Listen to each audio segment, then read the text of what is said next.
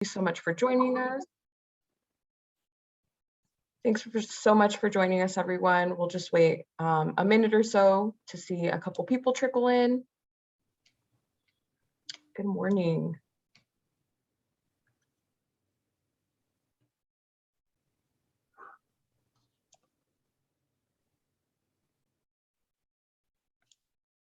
All right. Well, we'll go ahead and get started. Thank you so much for joining us this morning, everyone. We are doing another professional growth series today, and today our topic will be Upskilling for Sustainable Success, presented by DeVry University. Thank you so much to Erin and Cirilla for joining us this morning and hosting us. We're going to go ahead and be talking through this presentation and try and be as interactive as possible, so please feel free to use the chat, use the Q&A, raise your hand, whatever it is, if you have any questions along the way or any comments or anything like that, we would love to hear from you. Other than that, we will be raffling 2 Diamondbacks versus the Dodgers tickets for this Friday. So we're super excited, and we'll be announcing that at the end of the webinar as well. Besides that, go ahead and stay muted, like we said, unless you raise your hand or anything like that. And if you have any questions, feel free to put them in the chat, but I'll go ahead and let Erin get started. Thank you so much. Thank you so much, Nicole, and thank you all for having me again this morning. I'm super excited to be back with you all again. It's become part of my regular routine to meet with you all every other Wednesday. But as Nicole said, this is we are encouraging and engaging experience for all of you all. So please utilize the chat, and like she said, unmute yourselves and chime in when we have any questions or you have some experiences you want to share with the group as well, because we're going to learn from one another. This is going to be a combination of upskilling and LinkedIn profile development. So please make sure that you are engaged, and I hope that you gain some takeaway skills that you can put into play immediately. But for those of you here, did you know that in less than 3 years, more than 73% of the jobs will require a college degree or professional certificate? I'm not sure if you all have been paying any attention to, commercial advertisements and things, but for example, you have Coursera. They have an abundance of certificates that they're offering from different universities, mainly for that very reason. People are looking to expand their skill sets, and that's exactly what upskilling is about. DeVry University offers short technology and business certificates for upskilling. So the opportunities are out there, but it's all to address that need that we need to be able to, pivot our skill sets or enhance our skill sets so that we can adjust to whatever the market needs and trends are. Cirilla, in the last presentation on building a career framework, made a very important point on, as you are building a career framework, making sure that where you're heading with your career is actually going to be in existence a few years from now. Because are we training for something that may go away in the next few years? We don't know, but we have to do that research and enhance our skill set so that we are as marketable as possible. But with that being said, at this point, you've learned or have at least seen that being a generalist is not going to be enough in today's rapidly changing world. That's the whole point of it all. But why is that important? How do you branch out? Or how do you even learn what skills you need to expand upon? That's exactly what we're going to go over today, why upskilling is important, and then how to set up an effective profile on LinkedIn that works for you, because LinkedIn can actually do the work for you if you have an effective profile established. And then we're going to go over how DeVry may be an option for you to expand some skills through education. If this is your first workshop, welcome. And for those of you that have been with us along the way since June, sorry I can't see your faces, but welcome back. I am Erin Woods, the Dean of Campus and University Partnerships at DeVry University here in Phoenix. And together today, we are going to participate in an upskilling and LinkedIn workshop. This workshop is designed to give you a couple of key takeaways, as I mentioned a moment ago, that you can implement immediately to help you achieve your developmental and career goals.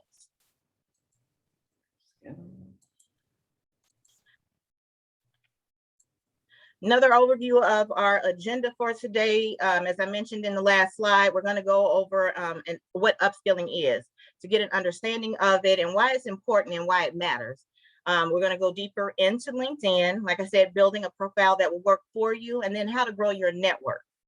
And then we will end again with an overview of DeVry University programs and how our programs are ideal for working adults. So that you, and then you'll have my contact information so that you can once stay in contact with me or follow up with any questions you may have or think of later on outside of the presentation. So with that said, let's go ahead and get started. Why does upskilling matter? And feel free to put your opinions and ideas in the chat as I'm going through this slide. But upskilling, it's an investment in yourself. And in going over this presentation with different groups, I always bring up, because 2008, when we hit that recession, I'm not sure where everyone was in their careers at the time, but for me personally, I was working in retail management for a big box company. And as you know, people were losing their jobs and the work platforms were changing. I figured, okay, I work for this big company. I have the skill set, the management skill set. I can go get another job. It's not going to be a big deal. But that wasn't the case. I had the experience, but I didn't have the degree or any certificates to back up my skill set. Because at that time, you're competing with people that had the skill set and the paperwork to document that they had the skill set. So what was I left to do? I had to go back to school and get the bachelor's degree. And it was in that moment that I realized I would never allow myself to be placed in that position again. That's another reason why people became entrepreneurs and they learned new skill sets and branched out and started their own business, going and establishing multiple streams of income. You have that one experience that catapults us into this world of chaos where everyone's trying to figure out what to do next. And that's exactly what upskilling is about and why it matters. It's the opportunity for you as an individual to figure out what it is that you like to do, what do you need to enhance, so that if something happens, you can quickly pivot and move into whatever is next in the that's whatever is needed in the different industries. There have been multiple studies that have revealed some interesting facts on adult upskilling, and some of those include higher skilled adults tend to be healthier. Increasing adult skills raises workplace productivity. So the more information and knowledge and skills you have, the more willing you are to contribute to your organizations. And that's another reason why many organizations are big into professional development. You know, they want to, help you learn more so that you are even more of a valuable asset to them as an organization. Increasing skills expands access to employment and better paying jobs, creating new customers for products and services, which lead to higher economic growth. Raising adult skills could lift community educational attainment for the next generation. The more we know, the better prepared we are to prepare that next generation of learners and students. I know that's a big thing, within families. That our grandparents may not have necessarily gone the traditional college route, but through, skill trainings and those types of skill trainings, they educated our parents to go down the traditional college route. And then they were better prepared to inform us, how to get into the university system, what career paths to go down. But it helps with elevating the learning paths from one generation to the next. But addressing the need for advanced skills and training creates synergies between your career development aspirations and organizational performance. There is a connection there. So let's explore this further.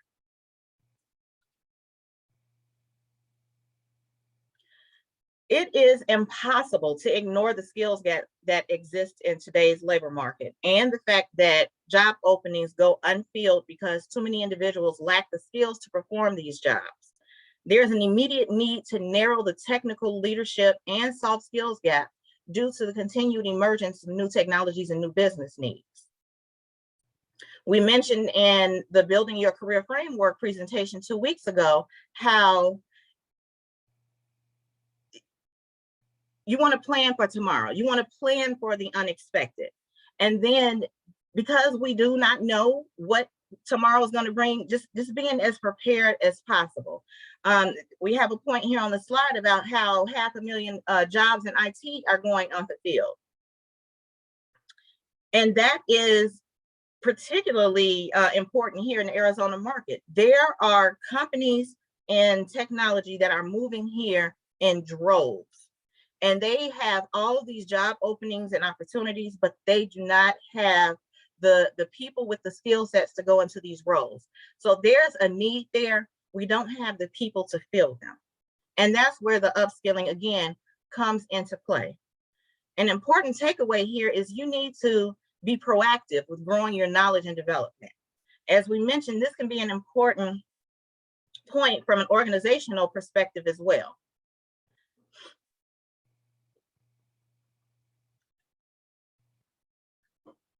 So regardless of one's position in the company, there are certain core skills at which every employee should be proficient, including conflict management, which we have gone over in our series together, customer service, which is going to be our next presentation. So I'm just plugging that one right there. And then problem solving, which went into our conflict management workshop we did a month or so ago. In technically focused areas, we have ongoing needs to continually upskill our people on systems, products, and processes. This quote is from one of today's large employers, Farmers Insurance. It speaks to the need in today's workplace for continuous learning and illustrates the importance of exploring what you can do to not just sustain your career, but to challenge yourself to evolve for your future career growth, which leads to a need for you to create a learning journey and career pathway.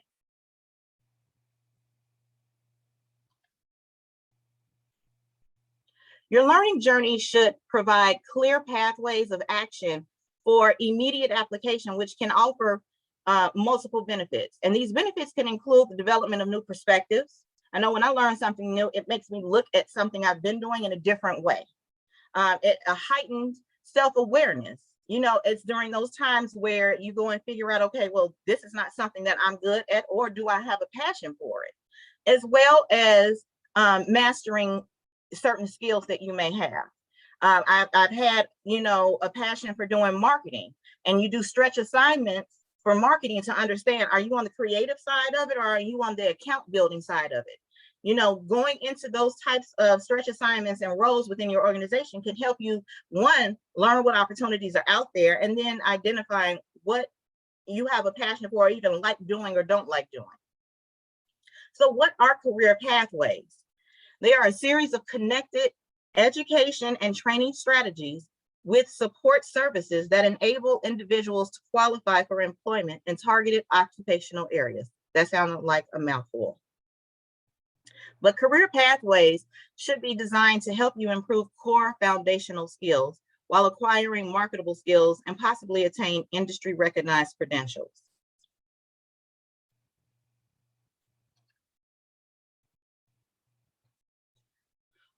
We've kind of reviewed today the rapidly changing world that we live in and our need for upskilling to make continuous learning and training a must-have versus a nice-to-have.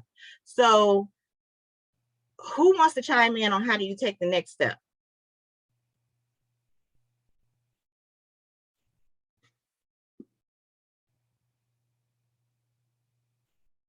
Go ahead, Melody.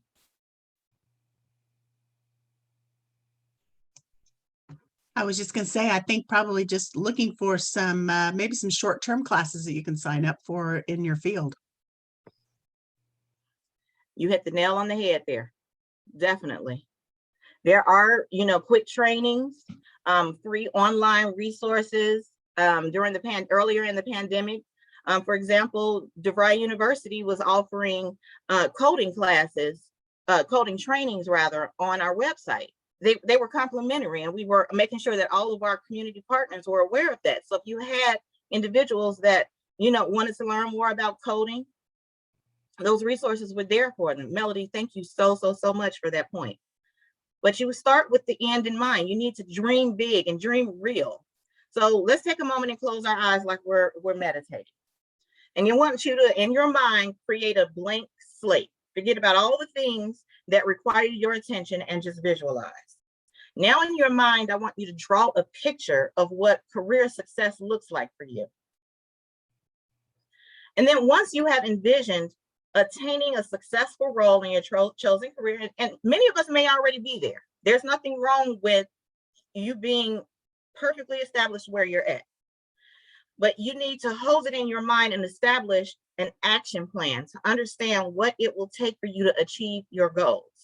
And this is an important step that separates a vision from a dream. If you break down your action plan into doable steps, you'll find that your vision and goals are achievable. As Melody noted, taking those short-term classes, certification trainings, those are short-term doable actions that you can put into play right away that'll be beneficial to you at some point in your career.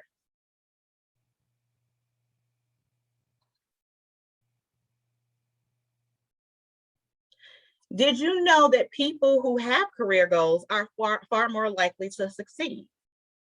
I know for me personally, I went the traditional college route after getting out of high school, picked psychology as a major, didn't do my research on the front end, didn't sit down with my the high school counselor to even figure out what the career path in psychology would look like.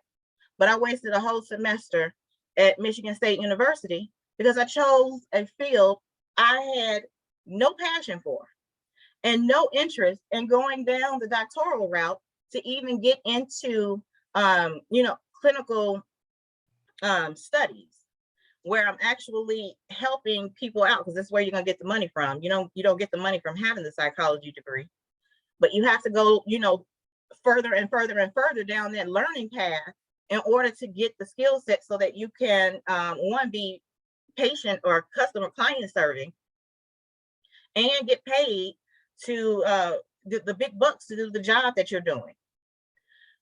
But that's why it's important to have a career goal in mind, because then what education you need in order to help you get to that path becomes clearer and makes more sense. And it's not necessary that everyone goes down the university track. Again, certificate trainings, technical skill trainings, all of those are learning opportunities and paths that get you on a path to a sustainable career.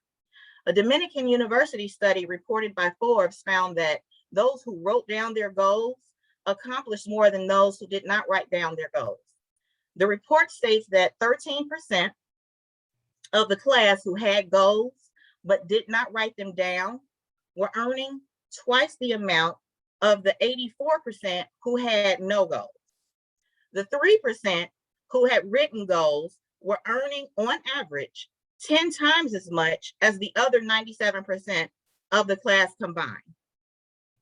So who doesn't want to accomplish more? I'd like to share some tips and strategies that you can use to create clear and measurable goals. We went over SMART goals last workshop as well, to help keep yourself motivated. So let's take a few minutes to cover a few of them. One, write down your specific career goals.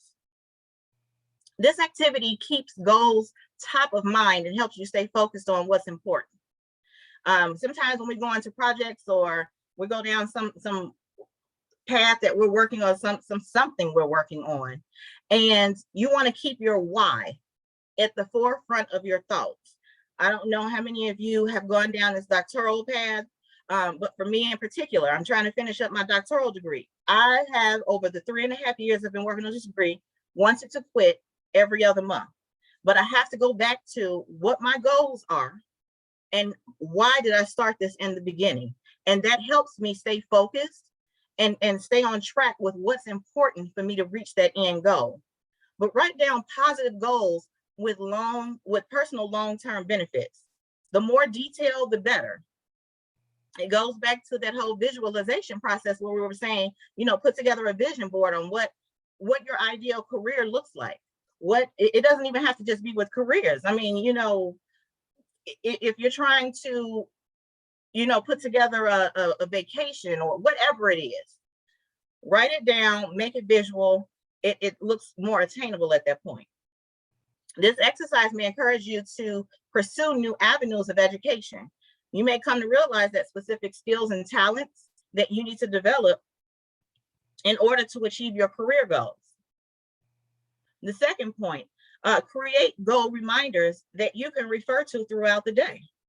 Visual representations, which we keep going over, can provide you with a sense of purpose, what you want to achieve in life. Compose a career goal poster. A collage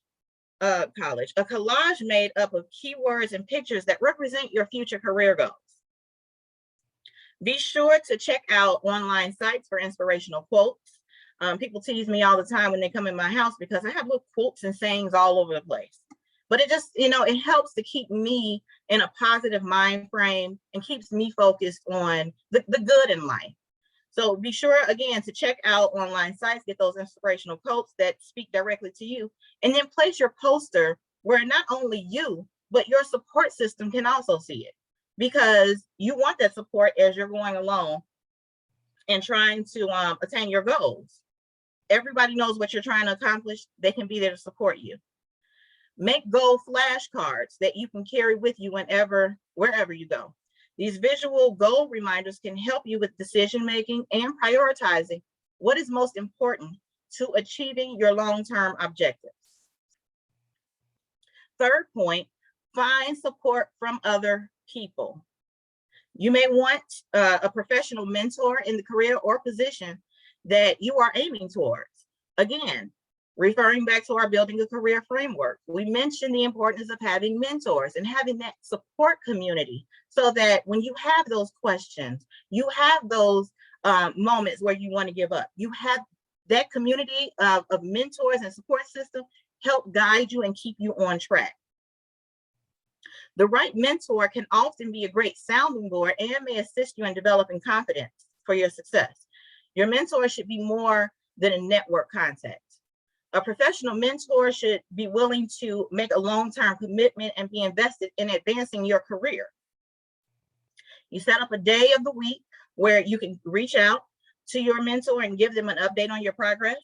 An effective mentor can provide a fresh perspective, another way at looking at a challenge. He or she can guide you and help you identify new valuable resources.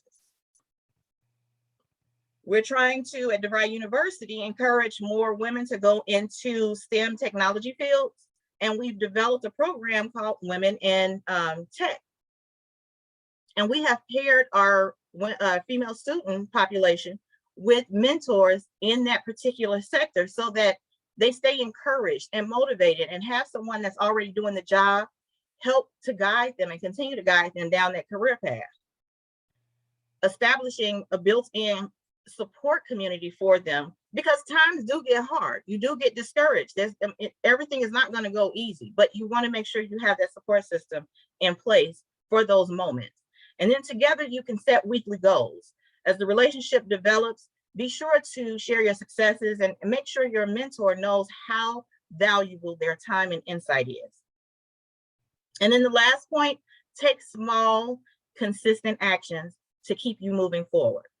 You want to spend time to develop a process to measure your efforts and track your progress daily. Make sure your goals are timed, set specific deadlines for the achievement of each of your goals with a countdown calendar. And then be sure to reward yourself for hitting your benchmarks along the way. We mentioned that in the project management workshop, celebrating when you finish that project and everything is done and wrapped up. But make a flexible plan that allows for unexpected circumstances. By building in some flexibility, you will stay motivated and keep moving forward. So before we move on, are there any questions about anything we have gone over so far?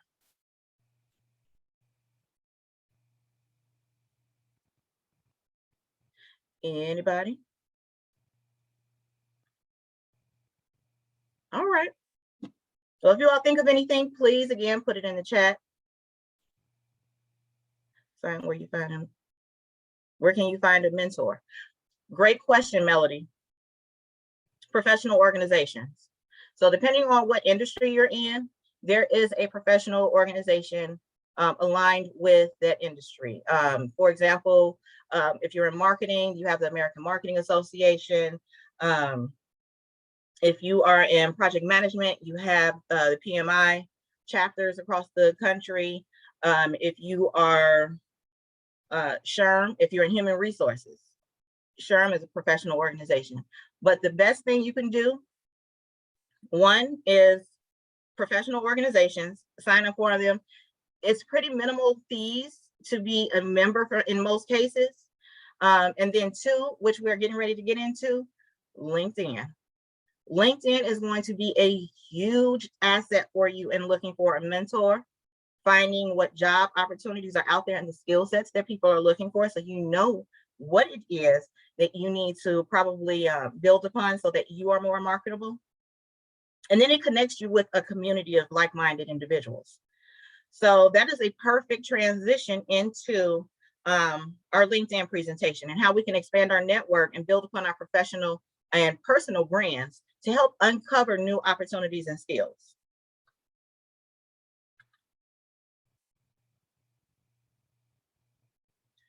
Welcome to LinkedIn. In this presentation, we're going to discuss a social media platform that I'm sure you've all heard of, LinkedIn. We will be specifically discussing how to leverage LinkedIn to grow and nurture your professional network. Please, again, feel free to use the chat and stay connected. If you all have LinkedIn profiles that you have already put together, please don't hesitate to put your handles in the chat so that we can connect with one another. But again, this is less about me presenting to you and more about us having an open discussion on how to leverage LinkedIn. It's a powerful, powerful, powerful tool that in a lot of cases goes underutilized. And that may seem that it goes underutilized to me because I'm in education and we're at the point where we're getting students to that point. But if you're in a professional setting already, hopefully you've gone and gotten some familiarity with LinkedIn, and this is just your opportunity to make your profiles better. I mean, I've gone through this workshop and I have gone and found some key objectives on how I can make my profile better, which has gone and provided opportunities for more exposure for me and my personal brand. But I'm going to start with a question. How many of you have a LinkedIn profile that is optimized? And those of you that raised your hand, just there you go, unmute yourselves and share your points here. Yes, Saria. Yeah, I actually, Erin, take a look at my LinkedIn, like at the beginning of the year, and see if there's any changes, and usually halfway through the year as well, to always keep my LinkedIn profile updated. Even if it's like a new banner or something to keep it fresh, you know, new tagline or just new things that I'm doing, always helps. That tagline is going to come into play in the next few slides because that helps draw people into you. And making sure that your information is relevant is another good point, Saria. I remember working with a talent acquisition individual. Thank you, Melody, for sharing your handle. The talent acquisition person shared with me that they were astonished to see how many people submitted a resume for a job that didn't align with their LinkedIn profile. I was taken aback by that, but that is something that some people overlook. And these, recruiters are checking out your social media platforms. So you have to make sure that your information is up to date and relevant. And to Saria's point, fresh. But we're going to get into all that in a moment to ensure we all have LinkedIn profiles which are optimized.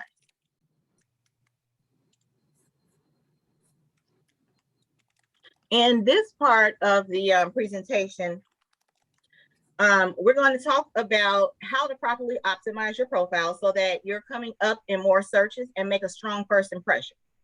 Next, LinkedIn is only as powerful as the network you have on it. So we'll talk about how to grow that network to help pursue your goals. And then we'll review a LinkedIn tool that helps you understand your social index, which was a learning experience for me, or how your profile is performing overall. There is some data to help identify that. And then we'll finish up with discussing overall best practices, as well as some do's and don'ts for LinkedIn.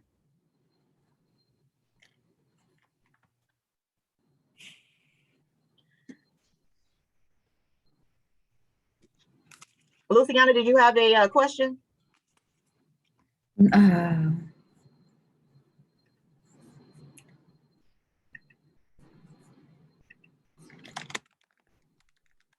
Okay, well, if you think of anything, just go ahead and chime in there. But looking at this slide, what do we think these numbers represent in terms of LinkedIn? Feel free to chime in on any guesses.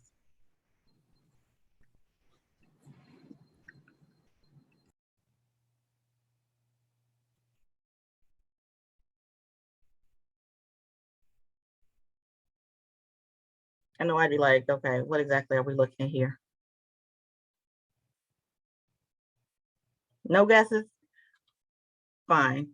I'll go and let you know. LinkedIn has 675 million plus users. Hey, Norma, yes, there you go. More than 95% of recruiters use LinkedIn regularly. LinkedIn profiles with professional headshots get 14 times more professional views. LinkedIn found that profiles with 5 or more skills are viewed 17 times more than profiles with fewer skills listed. So clearly LinkedIn is a powerful platform. So how do you make it work for you? I know looking at those numbers was astonishing to me.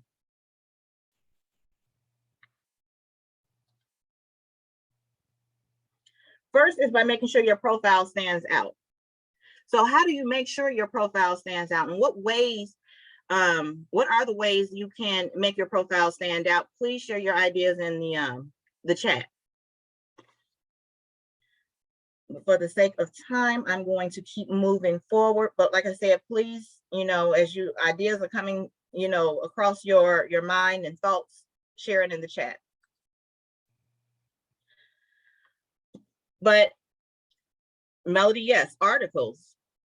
There's a lot you can do to help your profile stand out. At the top of the list is a profile photo.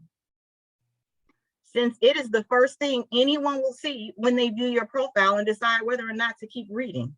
The top fold consists of your photo, headline, and about or summary section.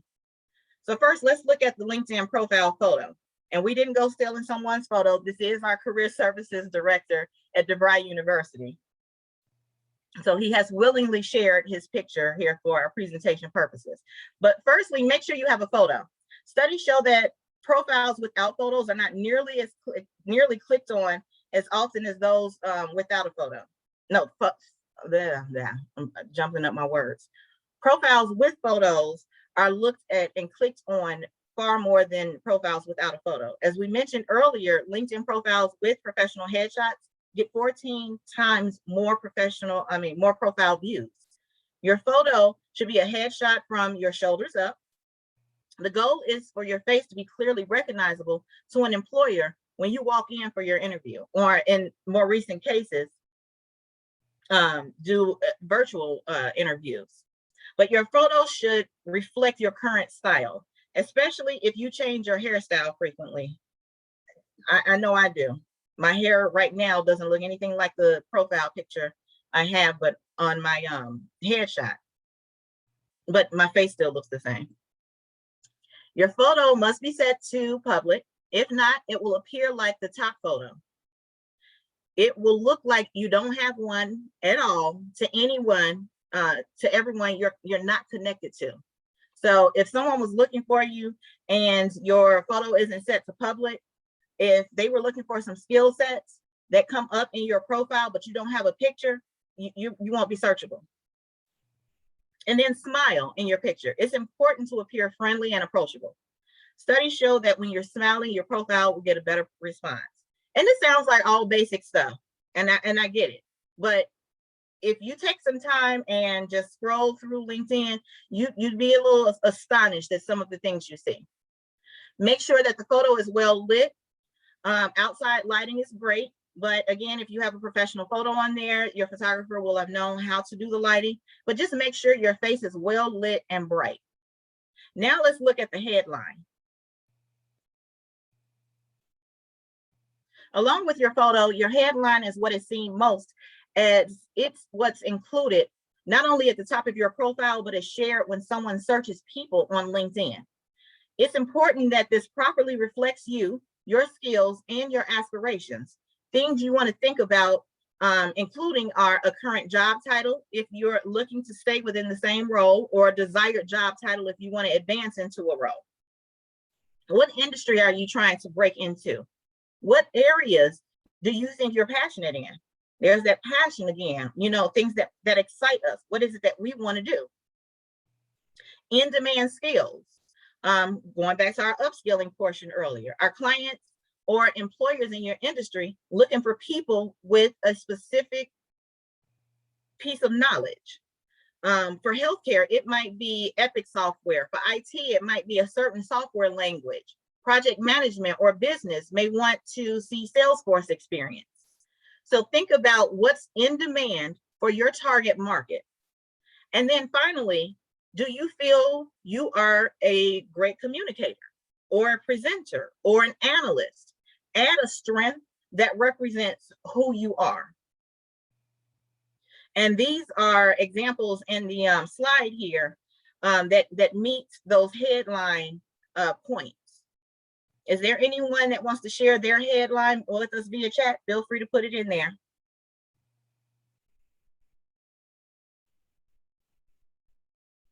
I know in mine personally, I have that I'm a doctoral candidate student. I'm in higher education administration, operations management, those buzzwords that when someone does a search, I'll show up in their results.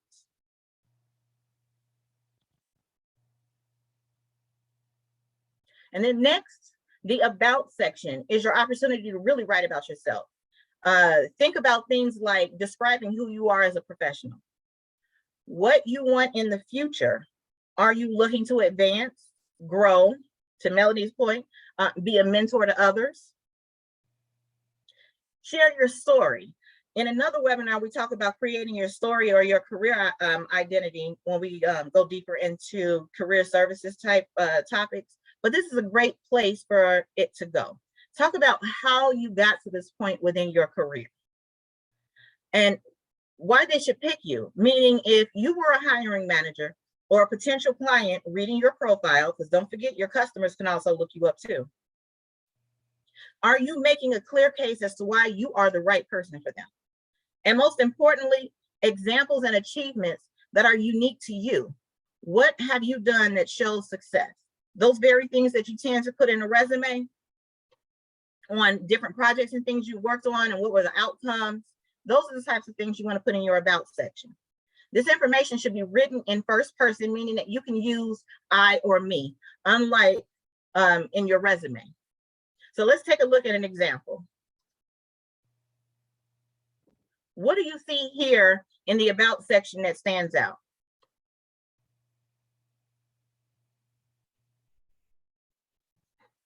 I know for me, right away, I see that the person manages a team.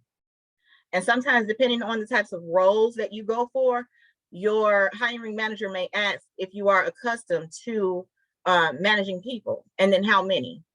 That's clearly stated right here in the about section. It shares what their passions are and has an overview of what their skills are. So those are all types of buzzwords and things that as a hiring manager or a recruiter or anyone in your field is looking, for a mentor. They will pull up those, based on those keywords, that profile will be pulled. Something that is overlooked when optimizing LinkedIn profiles is having a personalized URL. And Melody's was perfect. It was set up perfect way. LinkedIn profiles Rather than keeping the complicated LinkedIn default web address that includes a string of random letters and numbers, be sure to edit this to make it more streamlined. Having a personal URL makes it easier for people to find you, looks much more professional, enhances your personal brand, and is easier to add to your resume and other marketing documents. If your name is already taken, you can try adding your middle name or initials or just a number, one number if needed. But I'll place a link to easy instructions on how to change this in the box here. Let's see if I can. I'll share it here with everyone. But as I'm doing this, does anyone have any points up? Right, yes, yours is perfect.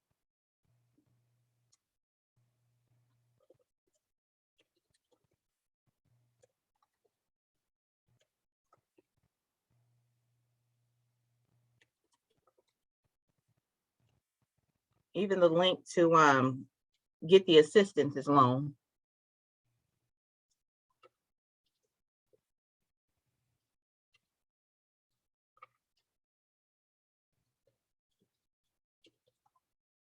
And as our participants today are all chiming in, please, you all feel free to connect with one another on LinkedIn. We're all here to network and support one another.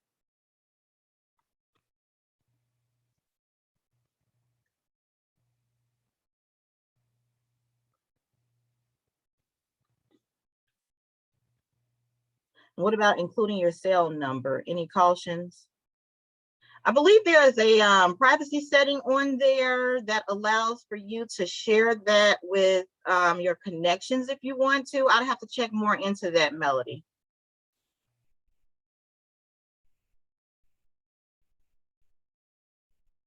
And if anyone else is familiar with that, because I know my phone number is on there, but it's not broadcasted to all of LinkedIn. But I can't remember the setting that it's on. But it's got to be, it's in a privacy setting within LinkedIn. Or you can make it available to recruiters.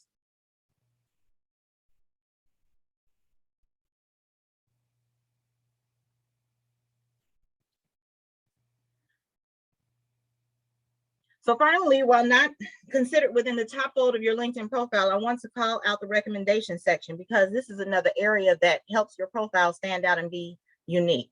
Your connections, clients, and colleagues can offer to write recommendations for your profile. You can, I'm sorry, thrown out. Does LinkedIn work well for business? Yes. LinkedIn works well for everyone. I have realtors that utilize LinkedIn to, share their openings if they have different organizations they're working with, because they have there's a personal network within that industry that helps branch out and network other businesses. So LinkedIn definitely works for business owners and entrepreneurs. You are very welcome. But your connections, clients, and colleagues, again, can write recommendations for your profile, and you can do the same in return, because we want to make sure it's a two-way exchange of support when we're building our network. Recommendations are personal testimonials that emphasize your professional abilities, and a good one is worth its weight in gold. If you've worked with a contact in the past and or know they have certain skill sets or character traits, write him or her a recommendation. Your connections will appreciate this gesture greatly and may even write you one in return. So be specific and focus on an attribute or achievement. Your goal is to collect a handful of these, between 5 and 10. LinkedIn recommendations provide us with an opportunity to share third-party endorsements about our skills, talents, and achievements. It is validation. It is those people that know you saying to the rest of the world, yes, you know what you're doing. So follow these tips to capture valuable recommendations and nurture your network. 1, start by asking. Send the question through email. I would like to send you a request for a recommendation on LinkedIn. Would you be willing to write one for me? Share how they can best help you. You can give them ideas on what to consider in their recommendation. Be gracious and express your appreciation. 2, since you're asking them to write your recommendation, be proactive and write one for them. This shows good faith and it prompts them to write a recommendation in return. And then 3, once you receive the go ahead, send a recommendation request in LinkedIn through your profile. Choose your role, the person from your network, identify your relationship and their role, and write your message to include a draft of what they could include. Once received, decide if you want to accept the recommendation and add it to your profile. And then 5, repeat, but take your time. Build thoughtfully. Spread out the recommendations you write and the requests you send, as these are all date stamped. So let's take a look at what an email asking for a recommendation might look like. Can anyone note what stands out here?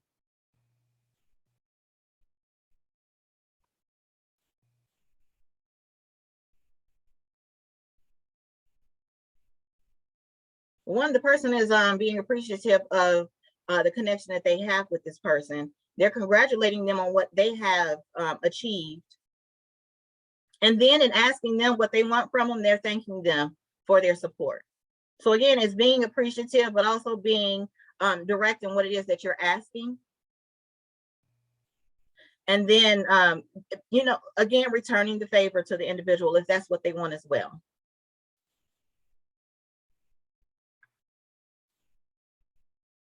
Now let's start taking a look at building our networks. I know we're starting to run a little long time, and I still have a few more points to go over for this workshop. But what are some things we can do to help grow our network on LinkedIn? Again, please feel free to chime in the chat on any ideas that you have. But here we've broken down possible, yes, joining those groups. And that's right here in one of our 4 corners. We've broken down possible network connections in 4 areas that are available on LinkedIn. So starting at the top, shared factors. These are people who share something in common. It might be that you both attended or are graduates from the same college. You share the same skill sets or have the same interests. Next, we have connections. These are people who are marked as second connections within LinkedIn. This means you both share a common first connection person. These are people who, and then you have companies. These are people who worked or have worked at a company that you want to work at. I don't know if anyone's paid any attention in the search box, but it breaks it down based off of places that you've previously worked. And it suggests that these individuals are good ones for you to connect with. Or if you went to this school, these are alums of that school. But LinkedIn has all of the opportunities for you to grow your network built into the platform. And then to Saria's point about groups, LinkedIn provides the opportunity for people to create and be part of groups that are focused in certain areas of interest. People within the group are connected through sharing that same group interest. And why are these groups important?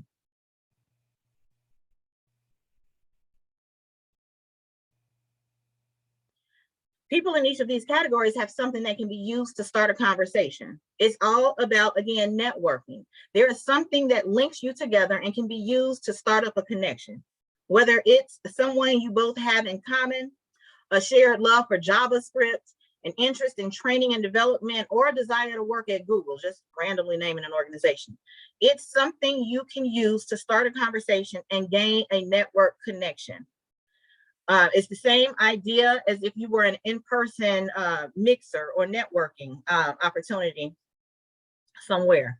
Those same opportunities are available to you on LinkedIn. Now let's talk about a networking strategy. Based off of the categories we just described, identify specific people who you'd like to meet. Understand what you're looking to accomplish and identify some talking points. And this goes back to, entrepreneurs and business owners. where is it that you want to go and grow your network? Understand what you're looking to accomplish and identify some talking points. What about their career path interests you or that they've accomplished in their own business? Is the content they are posting interesting or relevant for you? Are they volunteering for an organization that you are looking to join? And then brainstorm some ways to offer value. What can you do to help them? Nobody wants to go into a conversation or growing their network all about me, me, me, me, me. It has to be that two-way exchange of what's being offered so that both parties are gaining something from this connection. Plan your introduction. How will you approach forming new connections on LinkedIn? We can help you with this by introducing some different approaches you can utilize for requesting connections in a few minutes. But this introduction can be tricky. So let's take a look at an example. In your connection request, you only have 300 characters to make a case as to why they should accept your request and connect with you. So just read through this example here. Again, keeping it short and sweet. You think of it as like a Twitter post. You only have so many characters to make your case. State what it is you're going in there for, get to the point, and get out.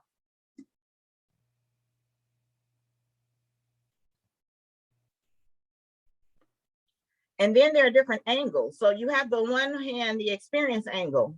The first example on the left uses the experience angle by sharing that she was looking for someone with her specific track record. Jane Smith is showcasing that she did her homework on Madeline's profile and can see how her experience has made her successful. Again, going back to business owners and entrepreneurs, there's a way for you to connect there. Or you can take the other angle, the project angle. With this approach, you highlight a particular project or an accomplishment or a skill, or in your case, your business. As someone has listed in their profile, and mention how it connects to something you are doing.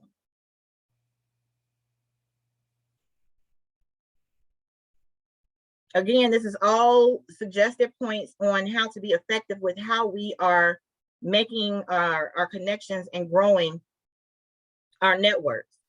You could also try the interview angle, asking the person for a quote to be included in a blog post you are writing on LinkedIn, which is a bit much, but for those of you that are interested in writing blogs, that's an angle for you. But use it only if you truly intend to write something. Like I wouldn't go and ask anybody about a quote or something if I'm not actually writing a blog that I'm going to feature them in. The upside here is that once you post it, you can circle back, share it with the person, and hopefully they'll share it with their network too. But writing posts on your LinkedIn can really grow your network fast. And then lastly, we have the mentor angle. This angle has you explain how this person's work has taught you something valuable in your career, and then gives you the opportunity to go in and ask, okay, do you have a few moments for us to talk and connect? Because I'd like to get more information from you. I'd like to understand, how you accomplished X, Y, and Z. But again, making it seem or making it clear that you've done your research on them and you want to connect with them further. And we mentioned it earlier about your social index. So now your social selling index on LinkedIn helps you understand your rank in comparison to others, to other industry professionals. And I'm going to put the link in the chat box, but log into your LinkedIn profile, and then you're going to run this social selling index just to see how you, again, compare to other industry professionals. Your social selling index, which was new to me until I went through this presentation with our career services team some months ago, measures how effective you are at establishing your personal brand, finding the right people, engaging with insights, and building relationships. At a high level, it sounds like it's a lot, but it is totally, totally, totally valuable information and useful, again, for you building and growing your network. This is a great resource to visit to understand how changes to your profile and networking strategy affects your positioning on LinkedIn. I suggest taking a look at it to understand where you are today and using the things we talked about today to increase it. So let me just put this link in here for everyone to utilize. Are there any questions so far while we get close to wrapping up here?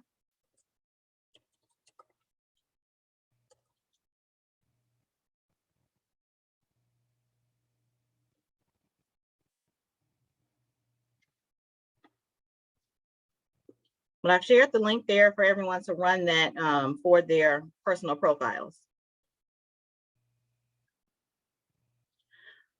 But as I'm wrapping up, I do want to discuss some very basic do's and don'ts. I think you've already known about this.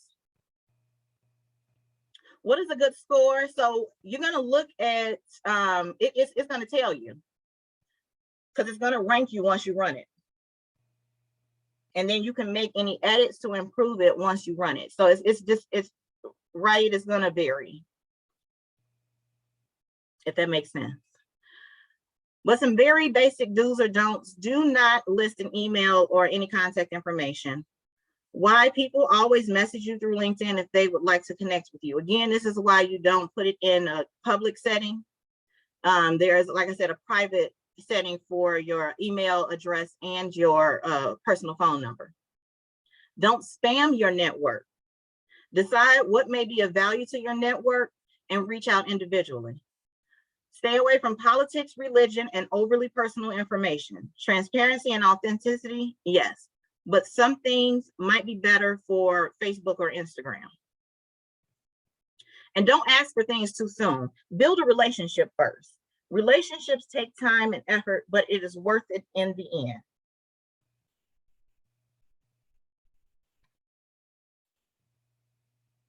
So we've gone over a lot today. We've gone over LinkedIn. We've gone over some important reasons why upskilling is important. But just letting you all know that DeVry University does offer bachelor's, master's, and certificate programs for working adults in the industries of healthcare, administration, technology, and business. We do have on-site options for attending classes or online on-site once we return to campus. We do transcript evaluations for previous credits, and then we have a dedicated support team that works one-on-one with you from the beginning of your application process through to graduation. And with that being said, I would like to thank you all so much for your participation today. And I will turn it back over to you, Nicole. Thank you so much, Erin. This was super helpful content, and just a lot of helpful practical tips and things to think through. So thank you so much. We do have a couple minutes if anybody has any last minute questions or anything like that. But we did do the raffle also for the 2 Diamondbacks tickets for this Friday versus the Dodgers. And it looks like Melody Ellenberger won those tickets. So congratulations, Melody. We'll go ahead and send those over to you via email by the end of today.